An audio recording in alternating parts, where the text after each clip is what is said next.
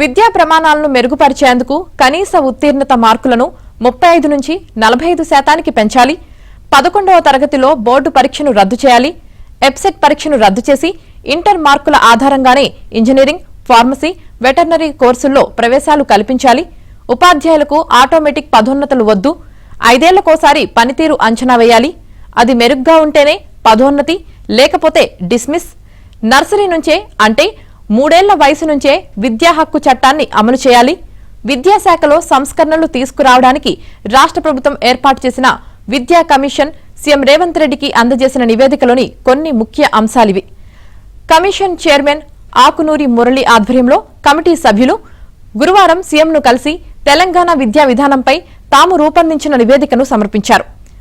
America, Vietnam, Malaysia దేశాల్లో పర్యటించడంతో పాటు వివిధ దేశాలు, రాష్ట్రాల్లో అత్యుత్తమ విధానాలను పరిశీలించి నివేదిక రూపొందించినట్లు వివరించారు.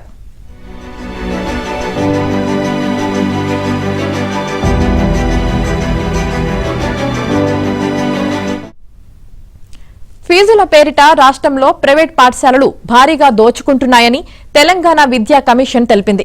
దేశంలోని ఏ రాష్ట్రంలో లేని విధంగా అత్యధికంగా ఫీజులు తెలంగాణలోనే ఉన్నాయని తాను అధ్యయనం చేసిన గణాంకాలతో సహా వివరించింది. విద్యాశాఖపై గురువారం సీఎం సమీక్ష సందర్భంగా ఈ అంశాన్ని తెలంగాణ విద్యా కమిషన్ చైర్మన్ మురళి లేవనెత్తారు. ఫీజులపై కమిషన్ వివిధ రాష్ట్రాల్లో పర్యటించి అక్కడి విధానాన్ని అధ్యయనం చేసిందంటూ ఆ వివరాలను సీఎం రేవంత్ కు సమర్పించింది.